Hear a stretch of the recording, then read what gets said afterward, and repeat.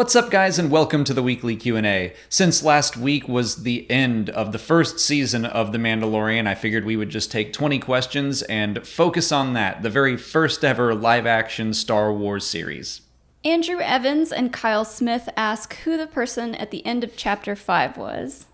I think that's the biggest lingering question from Season 1. I mean, it's the one thing they kind of left unanswered. Yeah, I am surprised that they didn't drop any closure on that at all or bring it up again. I mean, the last shot is definitely like a big bombshell, but yeah. I'm surprised that they didn't do a little more with that. Like, it could have been just Gideon, and that would be nice and neat and fill in all the gaps, but I still think it's Boba Fett. No way. It's gotta be. No way. At this point, if they introduce Fett in season 2, especially like if they keep doing little teases for a while, like I didn't want Boba Fett in season 1 because, yeah, he would overshadow this new character. I think we're all on board with the Mandalorian now, Din Djarin, and of course Baby Yoda. I think that they can introduce Boba Fett in season 2 or 3 and like build up this coming conflict that like, oh, your new favorite and your old favorite are going to fight. I don't know. I don't want it to be Boba Fett. I'll be fine if it is, but I don't think it is. It could be Gideon. It could be another famous Mandalorian that will have an appearance in season 2, maybe. I don't know. It's the Spurs. I just don't know why they would use that sound effect otherwise.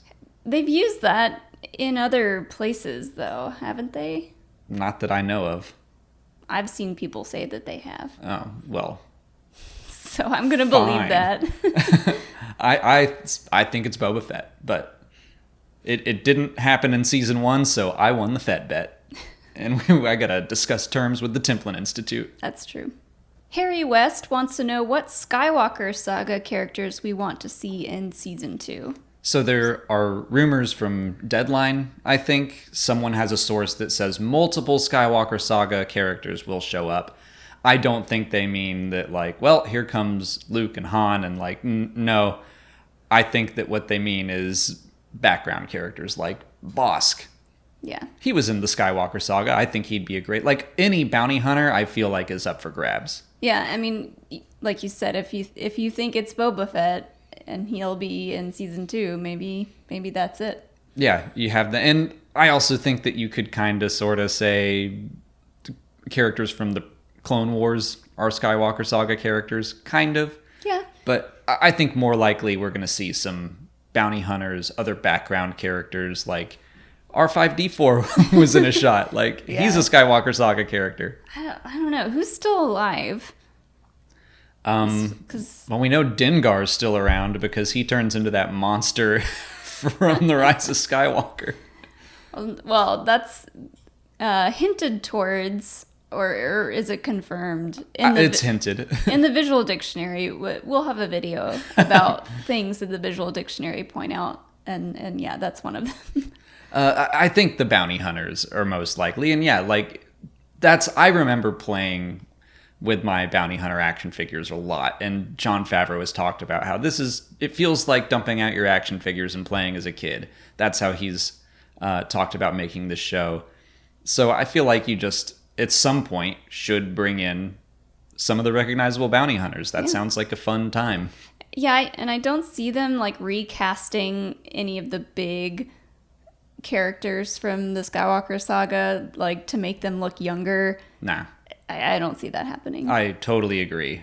Yeah, I don't think we're going to see major characters. There'll be side characters. And if, like, I mentioned the Clone Wars before because I'm still holding out hope for Bo-Katan, but we're going to talk about her later. Yeah. Aaron Young and 323 Starlight want to know what Moff Gideon having the Dark Saber means for Mandalorian people and Bo-Katan. Okay, we'll talk about her now.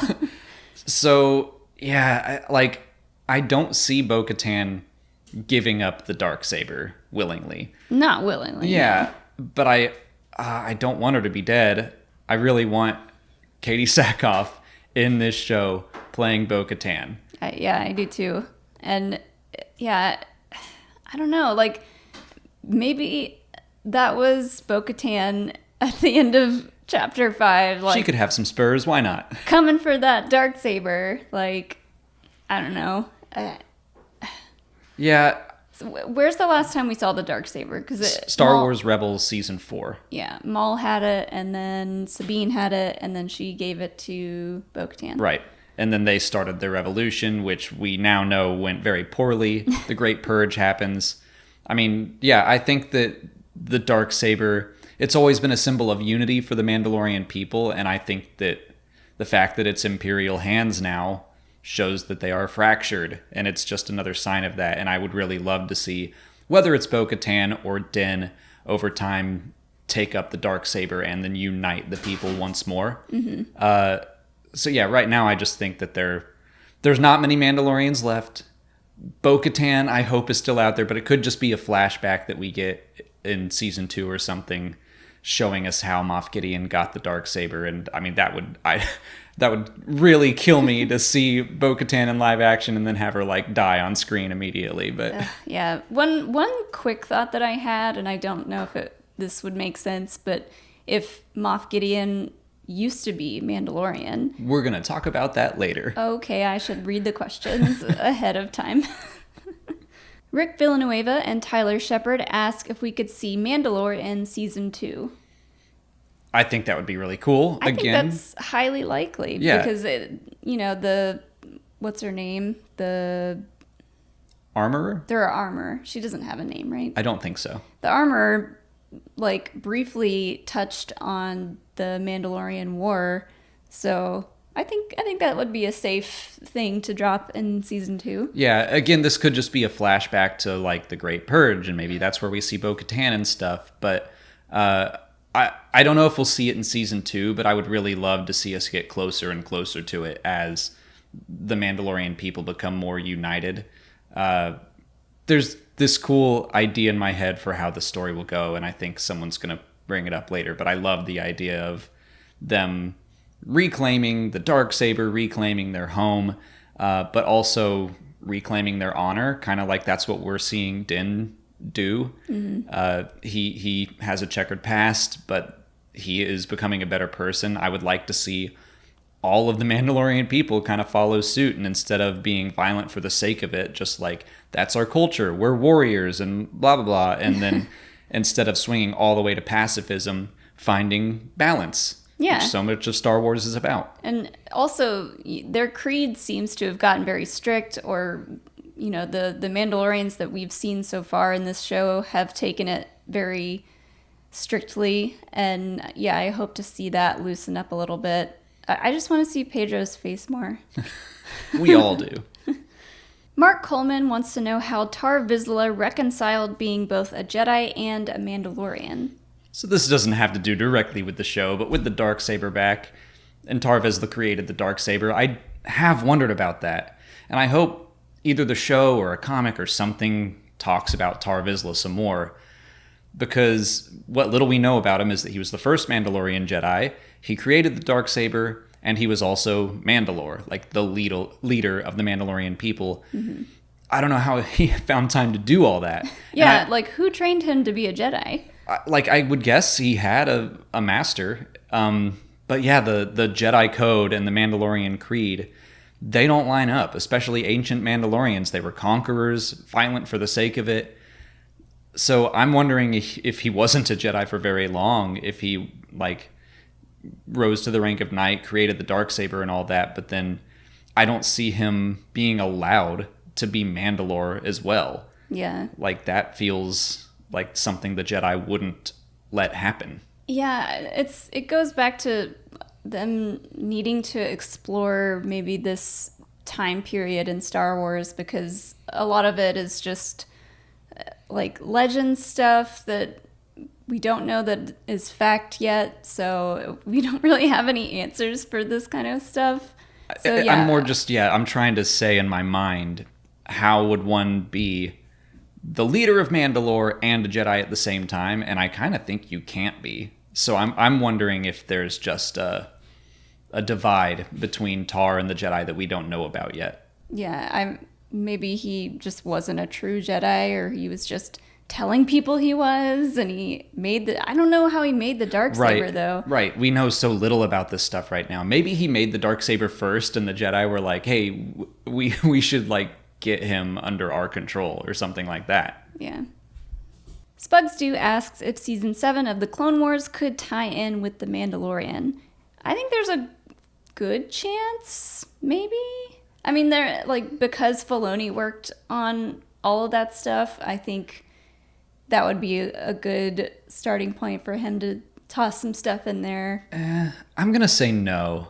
I don't think so. The Dark Saber will appear, but I don't think we're going to see Din Djarin or something. Like, that would feel like just forcing it.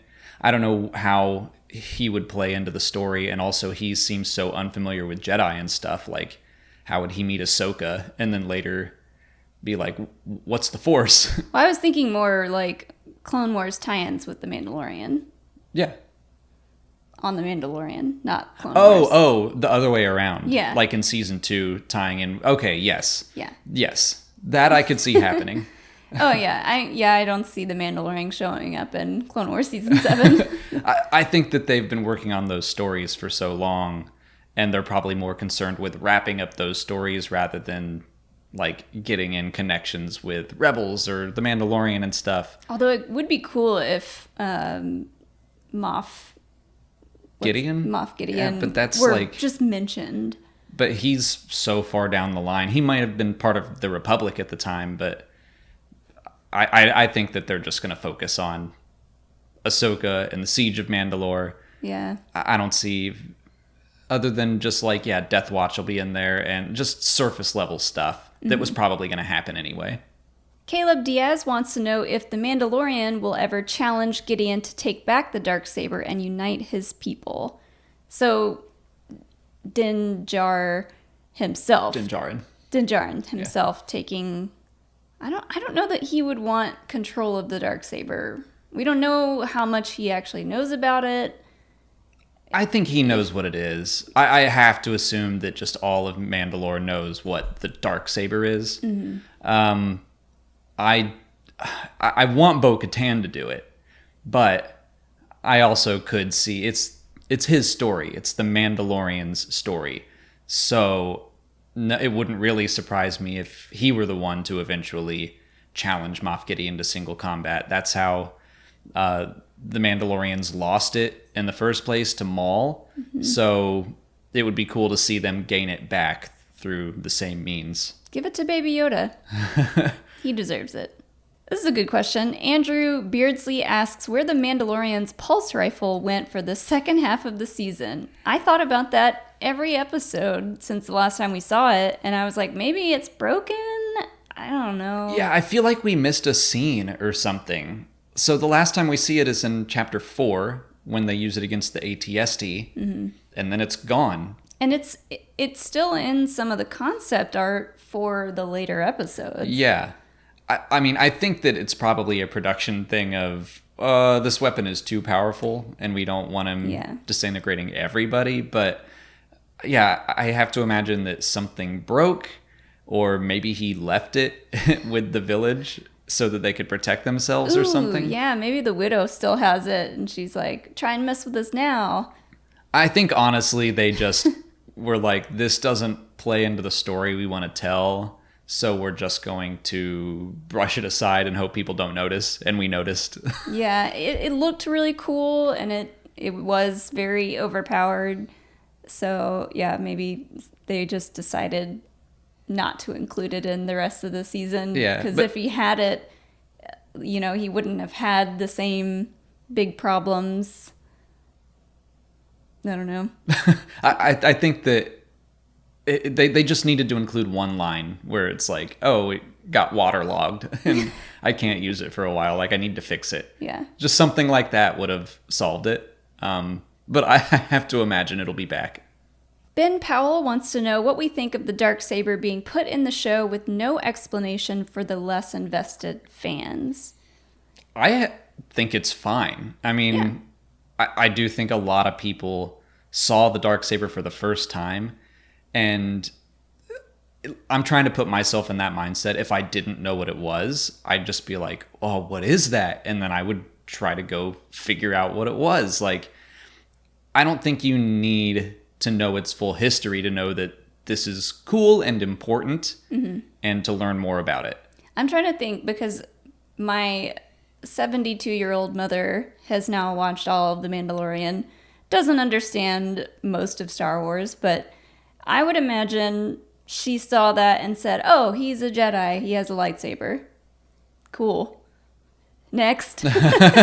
Yeah, I think most people would just be like, oh, that's neat, and move on. I think they would think it's just any other lightsaber, but in season 2, they'll be like, oh, this is special, and hopefully we'll, get some more explanation. I wouldn't be surprised at all if in season 2 we basically get told the same information that we learned in Star Wars Rebels about Tarr vizla and all this, and it's a symbol of Mandalore. Like, they're going to inform the people that don't know, but in that 10-month wait or whatever, there are going to be people that look into it and get excited about it. And find your video. There's that.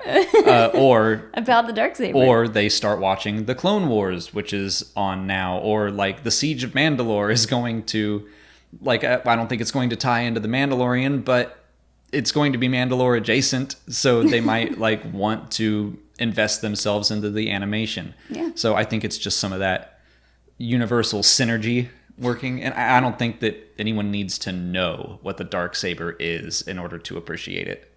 Daniel asks why Sabine didn't help her people during the Great Purge. So yeah, at the end of Star Wars Rebels Season 4, Sabine just stays on Lothal, basically to make sure nothing got messed up. And she left the Dark Saber in Bo-Katan's hands, and they were supposed to liberate Mandalore. Now we know that didn't go well, but Sabine still stayed there as far as we know.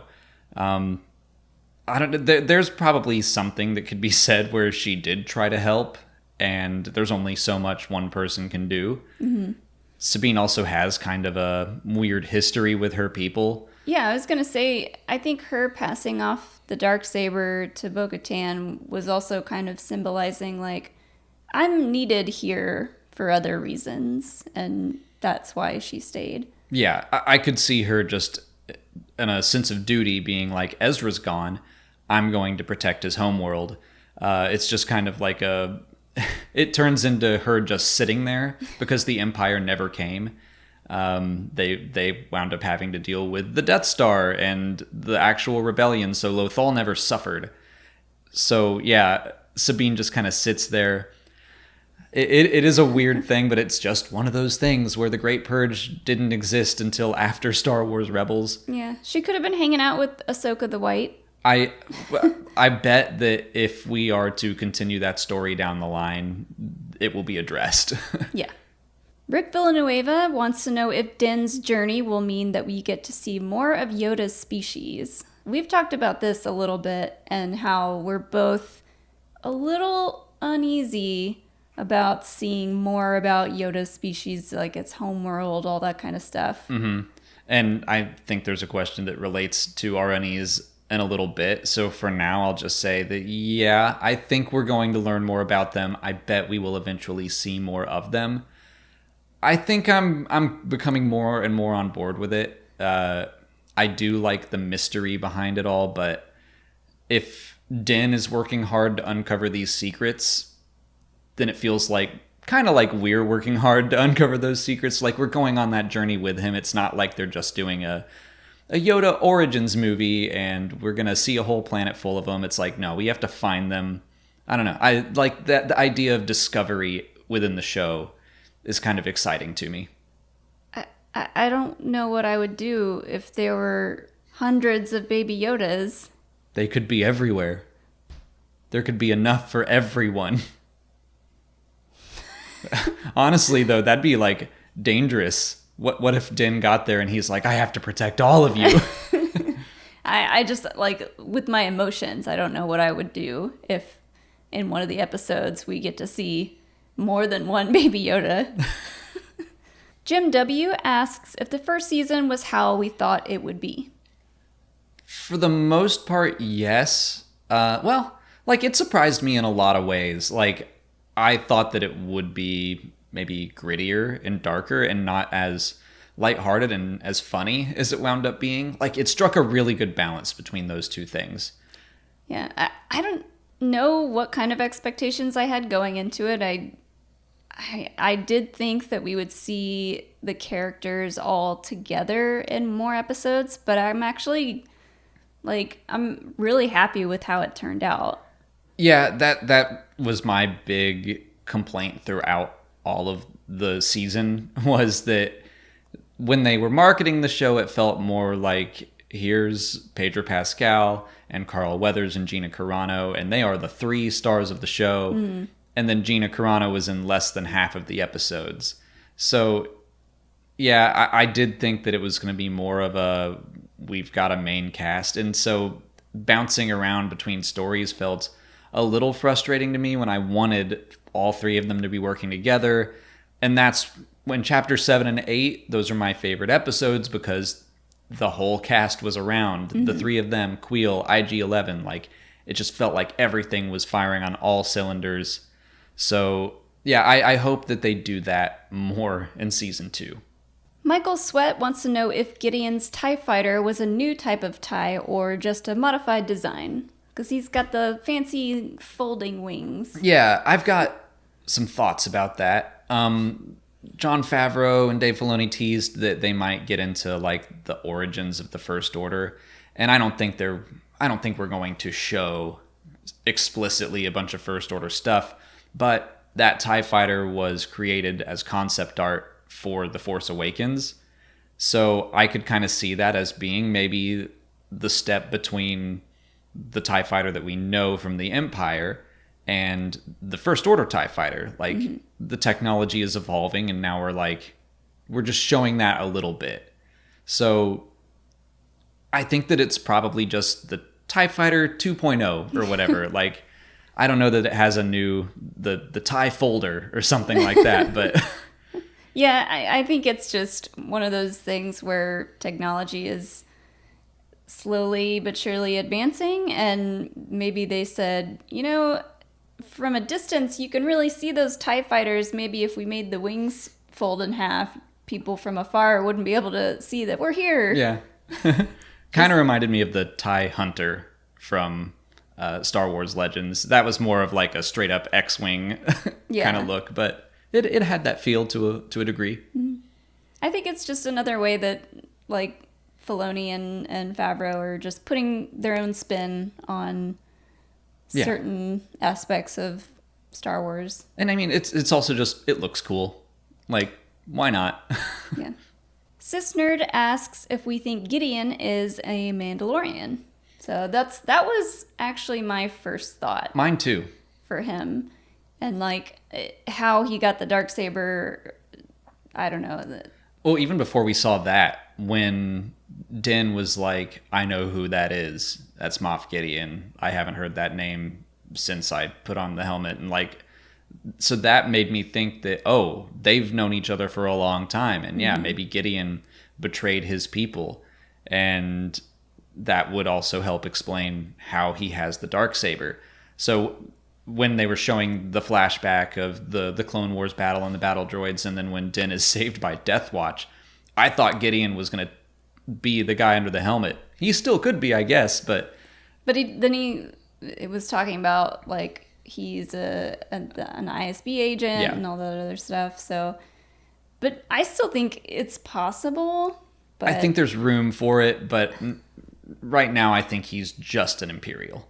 Yeah, maybe his family is Mandalorian, and, like, from birth they, like, abandoned him, or he's got some beef with the Mandalorians big time. That'd be interesting. Like, maybe, or maybe instead of being abandoned, like, Mandalorians killed his family or something. Like, we've seen Death Watch do something heroic, but we're more used to them being the bad guys. Yeah. So that's possible. But for now, I think he is just an Imperial that got the Dark Saber because he was in a place of power when it mattered. He probably oversaw the Great Purge or something. But yeah, that was a thought that crossed our minds. The Chosen One legend and Alden Diaz want to know if Baby Yoda's people could be the Jedi and not necessarily the Yoda species. Interesting. Yeah, I've seen a couple people throw that idea around. I think that, in my opinion, they made it clear that he was going to look for the Yoda species. Yeah. That sounds more intriguing to me than like, oh, I just need to find other Jedi. And honestly, I don't like, then that means you're going to run into Luke. And I like that the Mandalorian is removed from the Skywalker Saga. Mm-hmm. So I kind of want them to keep it that way. Yeah, and I'm thinking back over like all of Yoda's lines in all the movies. I don't think that points to his people being the Jedi. Right. Like, I guess the implication would just be that, well, it'd be easier to find Force sensitives than this mysterious species we know nothing about. But like, if he winds up delivering Baby Yoda to Luke, that only ends in tragedy. So why would you want that? No, he's going to deliver Baby Yoda back to Yoda people. Or he'll keep him and they'll make a tiny Mandalorian suit for him and happily ever after the end. They can do that too. Alex Bayer asks, what are the chances that we could see Luke in season 2? Oops. I think low. Yeah, I would say very low. Like, there is part of me where I'm like, okay, maybe in the last season. And they showed in The Rise of Skywalker that they can de-age Mark Hamill very convincingly. Mm-hmm. So it's possible.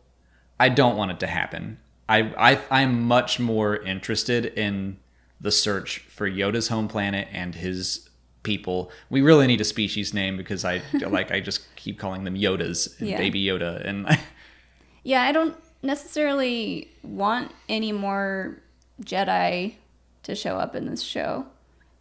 Yeah, I agree. Well, we haven't had any Jedi really. We've had them mentioned, and we have Baby Yoda who is Force sensitive, but they've made such a big deal about the fact that he has these weird powers that like very little people seem to know about. I think it would be a little awkward if Jedi or a potential Jedi were to be in the show.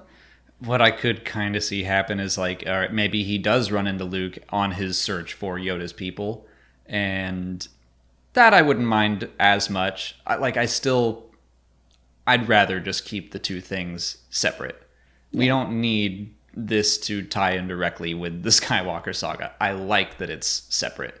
Earl Mark wants to know how much we might learn about the Yoda species in future seasons.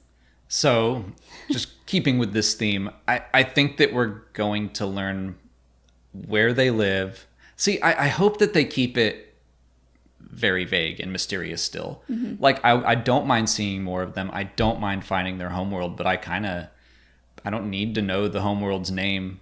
And while it is difficult to describe the Yoda people and Baby Yoda, like, without knowing what their species is, I'd be fine not knowing that either. Like, I like that there's this mystery.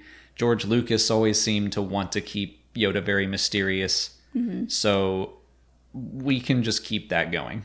Yeah, I don't want to say that if we do find out a lot about his species and homeworld, I don't want to say that will make him less special as a character, but at the same time, I don't know. I hope he does get back to his people, little Baby Yoda, but like maybe he just meets one other kind of the Yoda species somewhere, and he's like, I'll take him back home, and they don't really show it or mention it specifically. Yeah, I don't know. Like, I'm kind of torn on this because I do think that if we got to learn his home planet, and if we learned their species name, I would probably be excited about it.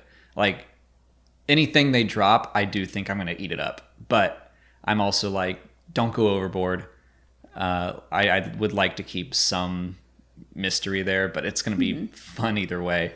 Yeah, I mean, I trust Dave Filoni to handle this in a way that hopefully won't disappoint like the hardcore fans. I think he'll do what he thinks George would want. Yeah. Lorenz Markov asks, what is Gideon's plan for Baby Yoda and for his Imperial cell? That's one of the big questions still remaining, is why do they want this baby in the first place? They want to extract some sort of material. We're all assuming midichlorians or something, but we don't know for what purpose. I think maybe it could be to try to replicate it.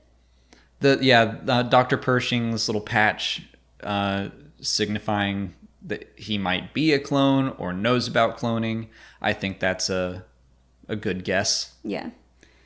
Just like studying force-sensitive species in general and wanting to do like experiments and stuff just seems like an Imperial thing to do. Yeah, that it's like, but do they have an overall goal? Maybe not. It might just be, but they're like, he's just part of this small cell now. Yeah. It's not like the Empire has all these resources and we're just running experiments because we can. I feel like there has to be an end game.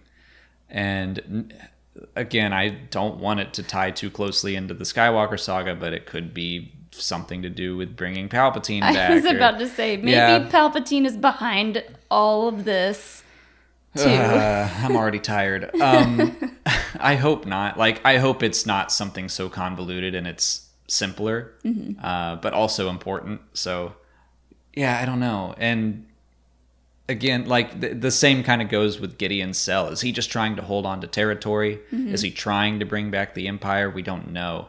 I think it's just like a fight for power pretty much constantly. Now that the Empire is gone, there are just all these warlords and Imperial cells, and they're all just trying to be the best. Yeah. And whoever can find Baby Yoda and figure out how to replicate being force sensitive will be the best. Yeah, I think you're right. And I hope that that's the case. I want it to be more like this is important for Gideon. I don't want him to be secretly serving the Emperor. I'd much rather him just be like, I'm in this for myself. I've got some level of power and I want more.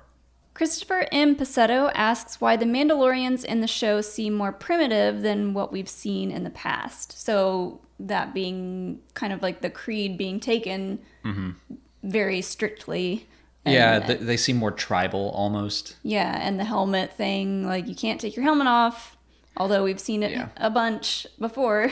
I think that's just what happens after the Great Purge. There's so few of them left, and they're like, let's revert back to the old ways when we were fewer in number. This is all about survival. This is the way. Yeah. I think that's just probably what the old rules set up before Mandalorians were ever, like, they had their own kind of mini empire. Mandalorian space was huge, and now it's not. So I think they're just trying to go back to what's familiar in a way. Yeah, and I think that's also another thing that's could be setting up more explanations for old Mandalore history in season 2. Yeah. Nick Canavan wants to know if Boba and Jango Fett could be Mandalorians now that we know it's a creed and not a race. I think there's room for it, but no. I think that George meant for them to not be Mandalorian. And again, I think that's something Dave Filoni will honor. I don't see them following any sort of creed or anything. I think they just got the armor and that's it. Which, I mean, that again, if Boba Fett were to come into season 2 or 3, that fits very well with, like, I like this idea that the show is about what does it mean to be a Mandalorian, and Din and Boba Fett could literally have that conversation. Yeah, I don't know. That's all the time we have for questions today. If you want to leave a question for next week's video, just put it in the comments below or sign up for Patreon to join our weekly Q&A discussion. And we also did audio commentaries for every chapter of The Mandalorian. Those are all available right now. If you haven't already, please like this video, subscribe to the channel. Follow us on Twitter, Instagram, and Facebook. And as always, thanks for watching, and may the Force be with you.